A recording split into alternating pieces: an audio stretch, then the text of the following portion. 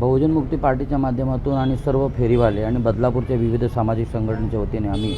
माननीय रुचिता घोरपडे मॅडम ज्या आता बदलापूर नगरपालिकेच्या नगराध्यक्ष त्यांची आम्ही भेट घेतली। त्याचबरोबर माननीय राजन घोरपडे साहेब यांचीही सुद्धा भेट घेतली आणि त्यांना विनंती केली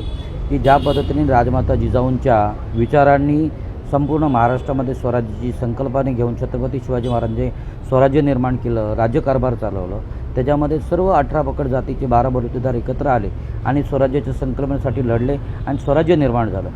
तसंच समतावादी स्वराज्य निर्माण करणं आमचं स्वप्न आहे आणि म्हणून राजमाता जिजाऊ ज्यांचा इतिहास आम्हाला प्रेरणा देणारे आहे आणि महिलांनाच किंबहुना मी असं म्हणेन की जास्त प्रेरित करणारे ठरेल। त्यामुळे राजमाता जिजाऊंचं या ठिकाणी प्रेरणास्थान म्हणून या ठिकाणी पुतळा निर्माण व्हावा, इथे पूर्णकृती पुतळा स्थापन व्हावा, त्यांचं स्मारक तयार व्हावं, त्यासाठी आम्ही त्यांना विनंती केलेली आहे, त्यांना निवेदन देत आहोत आणि लवकरच त्यांच्या माध्यमातून आणि